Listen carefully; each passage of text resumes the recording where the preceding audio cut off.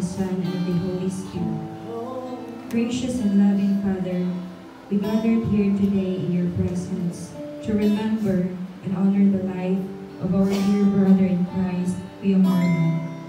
Though our hearts are heavy with grief, we thank you, Lord, for the time we were blessed to share with him, his life, his love, and the memories that will forever remain in our hearts. Lord, in this moment of sorrow, we turn to you for the strength and comfort. Remind us of your promises that even in death there is hope through Jesus Christ. We trust that Kuya Marlon or Kuya Dudong is now at peace in your eternal embrace, free from pain and full of joy in your presence.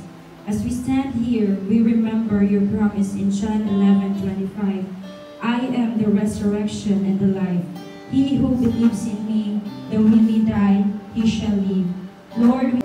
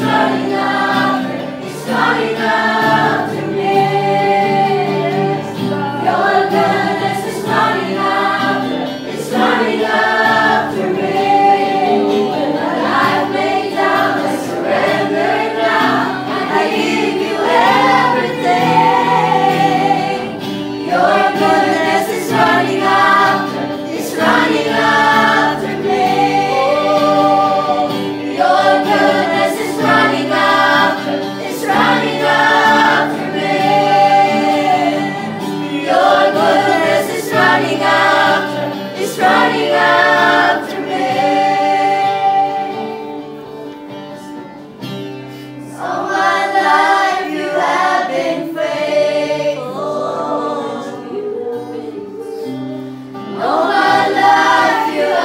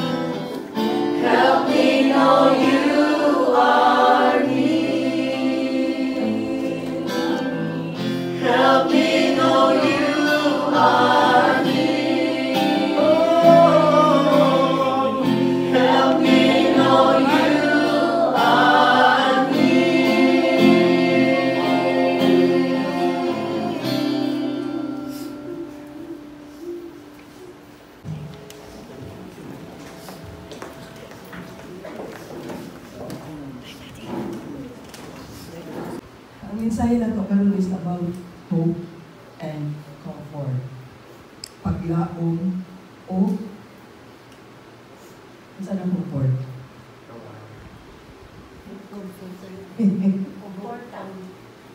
Kahupayan. So, kahupayan. Pero di ka po na ito malikayan mo kay isang nala tayo kahupay sa nala nga dudong is no longer our just a friend. Di ka amigo na nato or kay andilo. But dudong is already our family. Himalayan mo. Pamilya na siya. Sa kadugay-dugay na namo nga naami sila Bible Studies Elementary Church. We know. Thank you, Lord, sa bata. Hearts are heavy with sorrow. And that is very natural. No, we have to grieve. Natural na mo na gusto kayo sa sige ni Jesus na grieve magani. No? We share in your pain and offer our time in words of Scripture to find solace. Kung walay katapusan, kung nagita kita o kahupayan, the strength, kusog, kay maluya magyuta sa sama ni Dini, and our hope, our paglaon. In 1 Corinthians 15:51 up to 54, ningod din mga extol sa kapol. Maopini ang misteryo, dili ang tanan kanato mamatay, ang pagkitang tanan kalit nga mga usan. 52, kanibang madakot o kanibang madunot. Madunoton karon. Madunoton nga lawas, no? Muli gi-refer mga isuko. Ug kahupayan. Even in the face of death. Bisan pa dinha sa kamatayon. Bisan dinha pa sa kamatayon mga isuko. May these words comfort our grieving hearts and remind us na pahinungdong ka nato nga naay eternal hope, na ay walay katapusan nga paglaom diha kang Ginoong Hesus nga mao'y atong Christ and Savior. So, dini po na verse ng mga igsuon, Apostle Paul speaks of a profound and the assurance of transformation, ang kabaghuan na nagahulak gayud ka nato. That awaits us. Resting place na mo din ang atong ground niya, no? Na atong kabutalan. So we declare the powerful proclamation of victory over death. So victorious si Dudong. Madaugon. Kana di mamatay ta mga igsuni, di pa pahuway ta nga. Diyak ta sa Ginoo. Madaugon di ay ta. Madaugon ta o dito ako nakasabot sa akong mga Ginoo. Pagka dito ni sa ospital sa medical center, natapok na mga anak na kami, mga iglos dito. Indanin niya. Kay, nakamagod ko'y time nga, anak-anak na po mga adlaw. Napakaon ko niya, ako napakaon. Nakuan man siya, kanapang nawala. Nipiyong na siya din. For how many? Siguro may mga 15 minutes to 100%. Isa. Isa ganun mamatay. Gadumo lang. Di mo alay na laman. Eh, isa mapukuloy ka na, hindi pa yung time. Di ba? So, magulat tayo sa time nga ihatag diya sa Ginoo. Okay, mag-igsoon, nilog ng tanan. Hallelujah. At kung panita puso sa mga pagkampo. Heavenly Father, thank you, Lord, for Duno Marlon's life. Thank you, Lord. Thank you so much, Jesus. And all the days we shared with him, we lift him up to you today, Lord God, in honor of the good we saw in him and the love we felt for him. Please give us the strength, especially the family, to leave him in your care. We are grateful for the life of Duno Marlon and for the time and love we have shared with him. As we say our goodbyes, Help us to carry His memory in our hearts. Please, Lord. Please, Lord. And live our lives in a way that honor His legacy. This, Lord God, everything, we will give it to you. Thank you so much, Lord God. And all this we pray in the name of the Father, and of the Son, and of the Holy Spirit.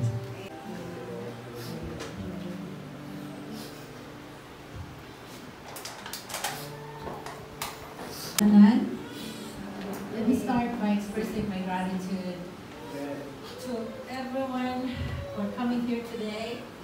Labi na yun ito yung travel o layo na para lang yun makahiusa rin namo celebrate sa kinabuhin nito. Our family is truly overwhelmed by your love and support.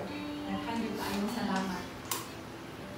Sa nahitabo sa akong manghod, nakarealize yun ko kung unsa kasakit ang mawadaan ko mahal sa kinabuhi.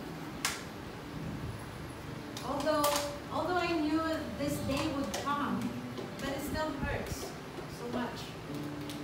But it's comforting to know that He's no longer in pain, no longer suffering, and I believe that He is now in the presence of our Lord. Si Marlon, sa wala pa siya magkasakit, maya dito siya napagkatao. Komedyante. Itong kinsa itong nakailan niya. Komedyante dito siya. Tungod sa iyang kasiaw, dali rapod siya ayaw makaamigo. Sadya, Diyod, kung naan siya sa grupo kay si Patman. Nahinumdum ko sa una sa dito pa sa Toledo. Namamit ang amo ang at bayaw. Kanya, nagtapok na ganit eh. Pag sige namin kalaw anay, mga maminaw sa iyang mga istorya.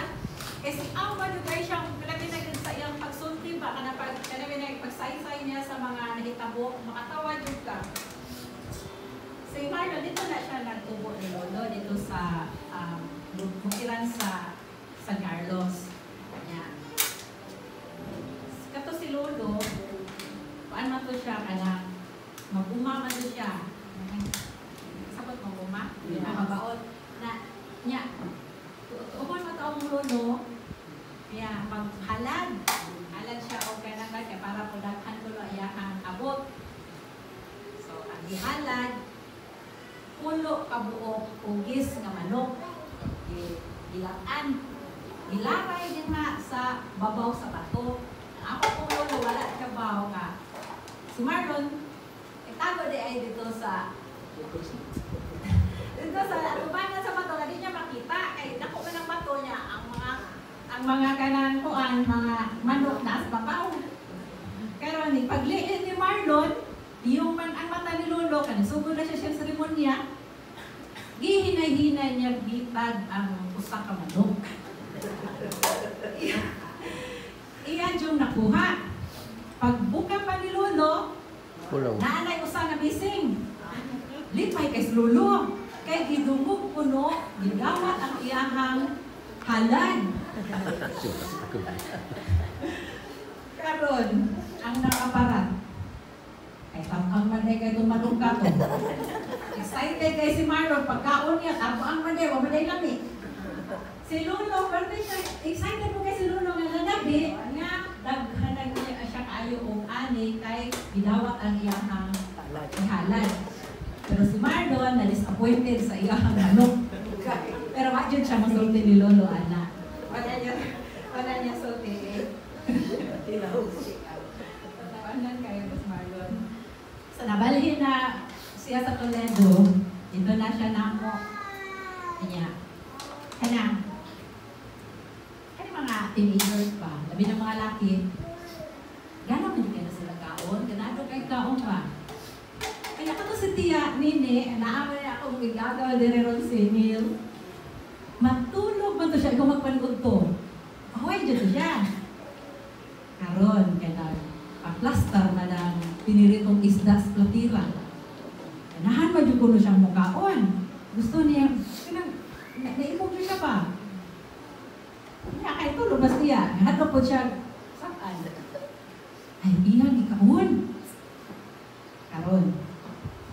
iring, iyang gibutang dito ang iring. So, ang iring nakaon sa bukog, nasubra ni Marlon. Nakamata si Tia, mo iyang naabdan ang iring. Ay in town, ang iring nalambusan. Ang inosenteng iring mo ay ipasaginlan. Wala ko kapalos tiyaan na. Daghan kayo na siya mga ipangbuhat nga mga katawanan, nga mga qualities. Kato ako manghod, kani si Marlon, ano ni siya kanang may gumaon, may maghihuna-hunaon, ugihan. Ugihan na siya o niya kanang determinado. Bisa nga gani sa iyaha gani nga kanang kahimtang, na siya sakit, medyo luya na iyang lawas, ulihok pa gito siya. Siya dyan mo luto, kanang pagkaon nilang dyan, siya yung hatod sa mga bata, kanang wala bang magpasilbi. Pag dito si Marlon, nakita ko na ako ang kumihan siya. Kunya, nakita ko na ako nga nausap dyan siya. Tungkol sa iya tingaling sakit, nakita niya kung unsa ang kanang importante nga mga prioridad sa kinabuhi. No? Nakita na ko nga, nagbalik siya sa Ginoo, nagbalik siya sa pagkinabuhing Kristohanon. Dili perfecto, pero nakita din ako ang kausaban. Kunya, kanang nakita ko na ko nga, kung unsa niya kamahal ang iyahang kaugaling ng pamilya. Istorya siya na ako, bahin nilang Juan, ni Kyle, o ni Eli, naadyo ang kaiyang kahingawa, kung unsa kung mahitabo niya, maunsa sila, magod ko, iyahang wan. Kanang doon na dyan siya concern. Hinangga dyan kayo niya ang iyang pamilya. Hinangga dyan kayo mo niya dyan. Magpasalamat kayo po, anak. Nag-ampo magyug ko. Na-touch jug ko, pagsulit na ko sa iyang kwarto, na iyang ipang print ang mga healing verses. Ibutang niya sa iyang wall. So, na-touch jug ko, anak. Nga, kanang, kuan jud siya, doon na jud ko siya, pagtuog yun sa Ginoo. Pero, gitubak magit ni Lord ang among pag-ampo. Galing, dili the way nga akong gusto. No? Kay sa karon, wala naman siya mag-suffer. Wala na siya sakit. Dili na siya luyahon. Maayo na ang iyahang kahimtang sa tubayan sa Ginoo. Wala na dialysis. Kuan jud kay to siya, mga down good to siya. Alas 4. Tuan na siya dito. Mag-una, usay ingnon siya. Dili na kang tulog. Kay, kuan jud siya, kanang mudahit na siya dito. Basta kay, naningkamot dyan siya ba? Naningkamot siya nga, kanang, dili siya, makaalagad siya sa iyang pamilya, makatiman siya sa iyang pamilya, kutob sa iyang mahimo. Although, ang iyahang limited na yun. Hindi mo maguguato niya sa una o luto kay. Gamit ko siyang luto. Labi na ito iyang tinilaw. Requested man yun to. Ngayon, nakuha na dong. Ay, wala na. Pero, sakit man yun nga gidiyaan ni Marlon. Sakit yun para namo nga gidiya ka. Pero, sa taliwala sa among kaguol, ako mapasalamatan dyan ko sa Ginoo sa mga tuig nga amo siya nakauban. Tungod kay doon ay pagtuo siya sa Ginoo, doon na po may paglaom. Nga makita ra gyud usab na mo siya. Sakit makita ra ta niya dito. Sama sa gingaw ni pastora, nag-una lang siya. Maunay maka-comfort nato. Pero atong siguroon sa tagsa nato nga doon natay relasyon ni Jesus Christ. Kay siya raman jud ang only way to the Father. Kung wala tay relasyon sa atong Ginoong Hesus, dili pud ta kasulod sa gingarian sa Dios. Mura gyud way, wala ta pangayuhi o unsa nga mga butang, dili nato mapalit, wala ta kuha na o nga kinahanglan, magbuhat ka ani, mo ni imong buhaton para makasulod ka sa gingarian sa Ginoo. Wala. Si Jesus na mismo ang nagpakamatay sa krus para kita maluwas. Ang ato lamang buhaton nga mutuo kita kaniya, mudawat kita kaniya sa kinasing-kasing gayon o himuon nato siya nga Ginoo o personal nga magluluwas. Amen? Amen. So, Dong, we will see you at our appointed time. We love you and we cherish and we will always will the memories that you left behind. So, salamat sa inyong pagduyog kanamo. Salamat sa ako kining comfort para namo na dili magdumi taga diri, pero salamat kayo labi na sa family ni Joanne, sa mga bantog. Salamat jud kayo sa mga kusinitanan labi na sa church hall nga inyo gyud gituring si Dodong nga part sa family. Thank you kayo.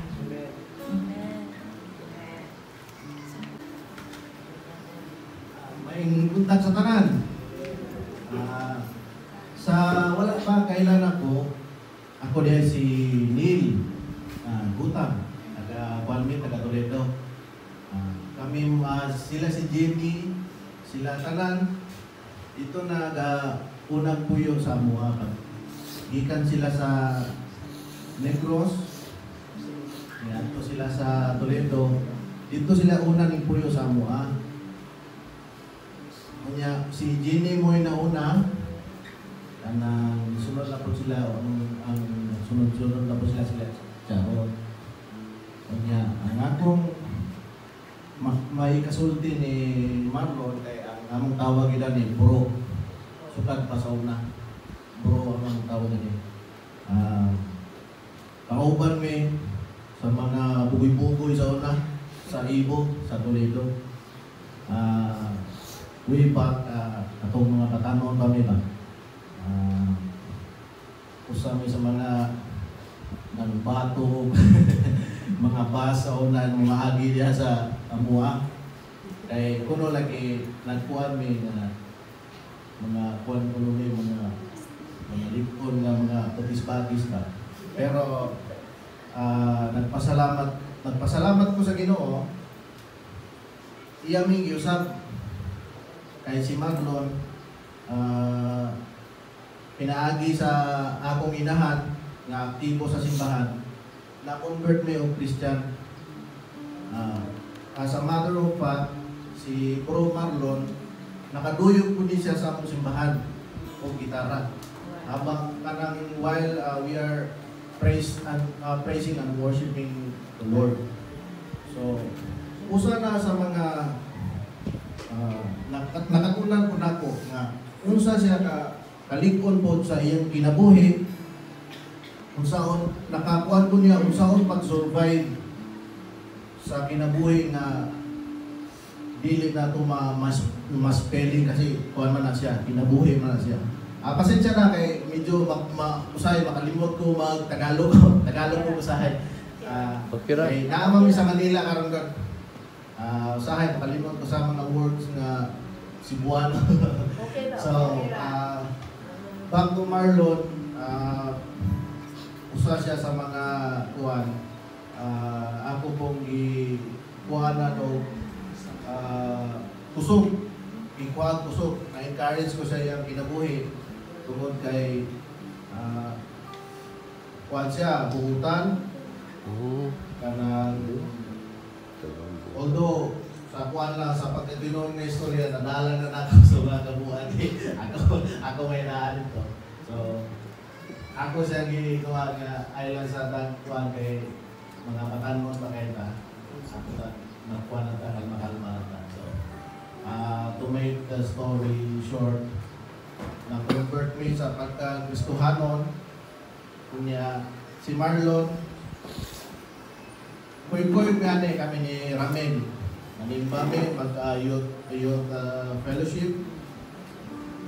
Active na siya dito sa Toledo. Si Jenny, kaya na si Jenny. Atong gingon ni Jenny nga pulisaw kayo, usa na ko ato. Walang niya na-mention.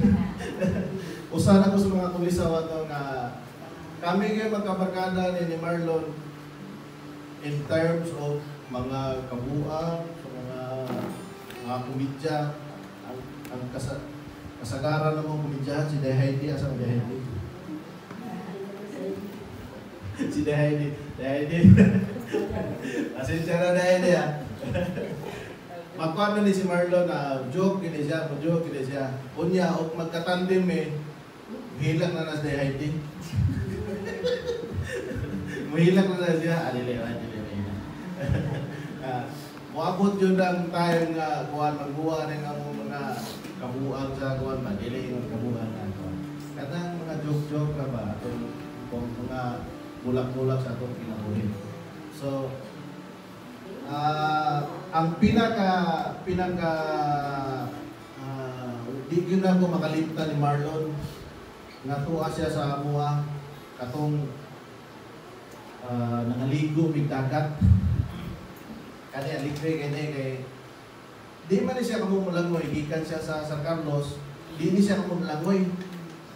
Sus karon kay naligo mitagad ko, ay bro, ayaw kuyog na mo dito sa may pambot kay layo na kay to, law na kay to. Siya di mo kuyog ko kay naa may gabayan nga kanang bani sa saging. Kung sa saging ba mo ibalot taw. At doon na dito. Siya, kuyog lagi ko kay kamo lagi ko mulangoy. So di siya ko malangoy. So karon pag-abot ako dito, kanipon ako usang igagaw sa akong papa. Perti pong daghan ng kabuang, iyang hinahinay o paksit ang bani sa saging. So nagkagamay siya, nagkaunlod ang nagkaunlod ang bani sa saging. So si Marlon, natakto siya, usa ako naman siguro sa iya ko na usa ako. Tinong gumaya kung giabayan na kuha naman So, naman to'y pambot niya, ako siyang giguyo dito. Alalayan ako siya, ipakupot ako siya ng pambot sa may kating. So, nakita ko niya na unsa siya mo survive sa usa ka kuha mga inato nga sitwasyon. Dito ko nakakuha ko, na-encourage ko siya kinabuhi. Yun sa niya mag-survive. Bisan ko, di siya ka magmalangoy. Pero, nakaabot din siya dito sa tumoy. Sa kuhan. So, ang problema ko karon, pagbalik na mo. So, pagbalik na mo, di siya ka magmalangoy. Ako na siyang giguyot. Ako gilangoy. Ako gida sa daplin. So, na-encourage ko siya kinabuhi. Okay. Sa mga katong gibuhat ng mga kabuhan para siya ang amo diya mao ditong gibuhat na mo para makamao siya mo langoy. So ang among kabuang naay purpose sa even though perti niya nagkalisod-lisod ang gitaw siya sa pagkuan pag-survive ba kay kuan na yung gamay ng bayo ang bani ni unlon ng bani. So, i-survive yun sila sa among gibuhat nga kuhan nga purpose para makamaw siya mga iso. So, kada to, na ginahignan na siya katon og langoy hangtod na bansa na siya malangoy. Hangtod na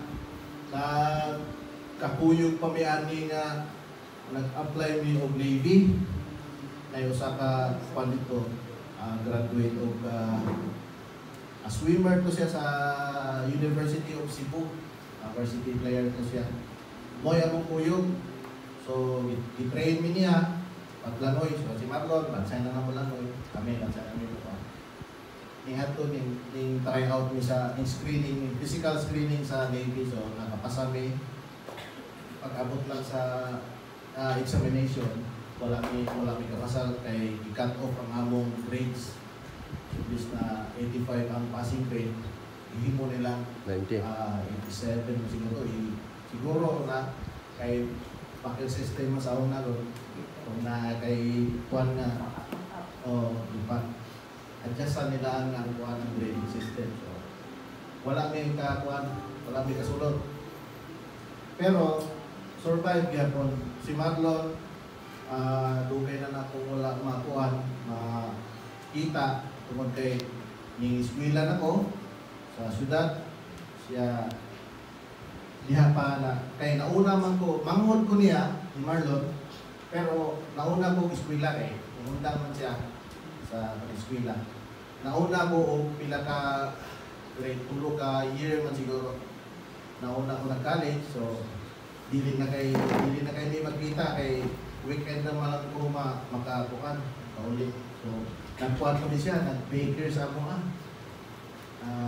daghan siya o kanang mga nakuhaan ko na po mga learning experience sa iyang unsa siya kalig-on magkuhan sa iyang kinabuhi, magtala sa iyang kinabuhi sa iyang pamilya, sa pamilya na mo unsa siya makipagkuhan ba halubilo sa akong pamilya.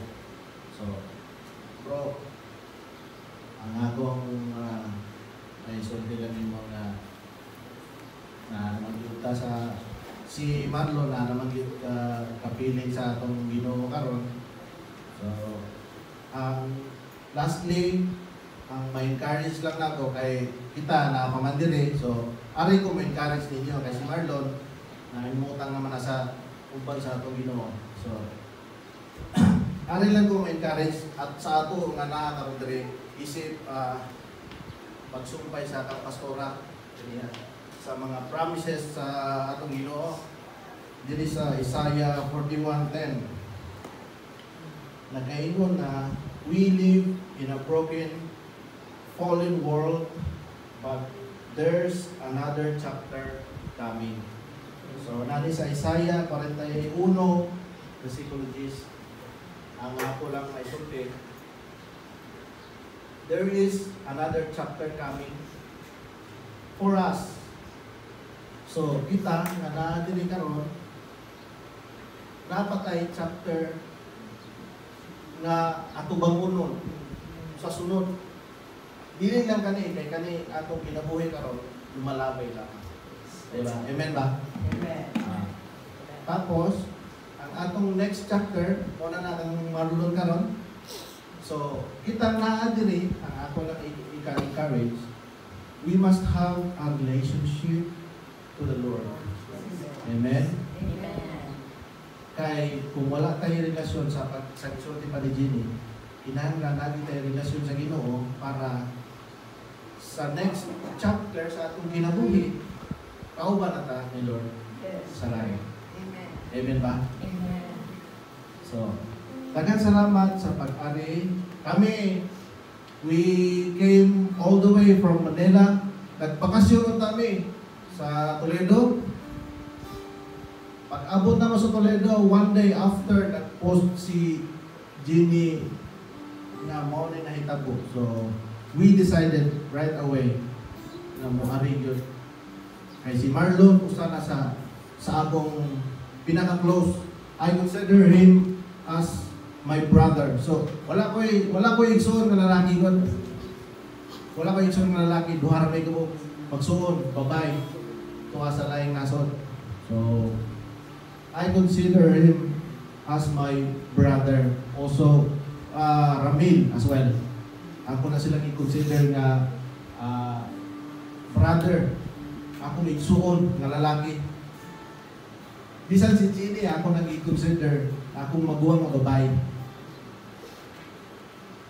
Kanihan to pagbalhin nila sa among balay. So, nagpasalamat ko ni Jenny. Daghan kung nakatunan ko sa iyang kinabuhi. Especially karon, tanawa giunsa siya pagpanalangin sa Ginoo. Amen. Si Charot, salamat po. Daghan ko nakatunan po ni Charot kay smiling kay na siya. Sa iyang asawa po kay Elijah. Malipayon ta nga nagsilibrar sa kamatayon ni Bro Marlon kay tuwa na siya sa langit. Ang ato lang, ang ako ma-encourage, kita po magpadayon ta sa pag-alagad sa Ginoo. Daghang salamat o may This is my song, praising my Savior. belong. This is my story. This is my song.